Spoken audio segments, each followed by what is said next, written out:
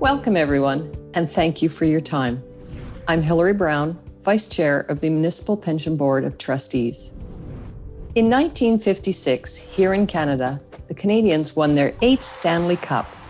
The federal government enacted equal pay legislation for women, and Calvin Hunt, a Canadian Indigenous artist from Kwakwaka'wakw Nation in Fort Rupert, BC, was born. So too were hundreds of thousands of others. These people lived lives, chased dreams, worked hard, raised families, and this year, many are reaching retirement. I tell you this because what we do is about people and the retirement years they've spent their lives working towards. So today, we'll look at where the plan is, where it's going, and how this affects all of our members. It's a board's responsibility to make decisions in the best financial interest of our members. We work with the plan partners to oversee the plan. A primary way we track its security is through valuation reports that examine the plan's funds. We have some notable recent highlights. With surplus funds from the 2015 valuation, we created a rate stabilization account to reduce the likelihood of contribution rate increases. This account has already grown to $2.5 billion. In 2018, we adjusted the plan's long-term policy asset mix to increase the likelihood of meeting our investment objectives.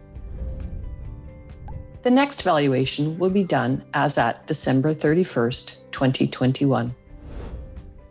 The board is responsible for managing the pensions fund and provides direction to the plan's investment agent, BCI. Let's talk about the growth of our investments.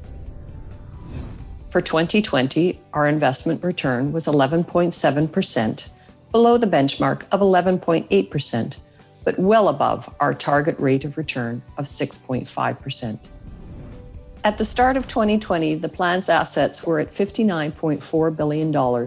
We collected approximately $2.5 billion from contributions and gained $7.1 billion from investment returns. In addition, we paid out approximately $2.5 billion in pensions, benefits, and expenses. At the end of the year, the plan's assets reached $66.5 billion. The board looks beyond one-year returns, focusing on the plan's long-term performance. The 10-year annualized return is 9.1%, which is over the 8% benchmark. When we talk about a long-term view, we also focus on investing responsibly and managing the risks and opportunities that come with being a large, long-term fund. We're making good progress on climate-related investing. We act on our beliefs with BCI through our involvement in investor-led initiatives such as Climate Action 100+, which engages with the world's largest emitters to curb emissions, and Principle for Responsible Investment, or PRI, an investor network dedicated to considering the environmental, social, and governance implications of investments. We're making strides in measuring our investments' carbon footprint, and we continue to learn and do what's right for members. We're including climate-related financial information for the second year in this year's 2020 annual report. With the latest financial highlights in mind, we are confident the plan will continue providing secure pensions for all of our members.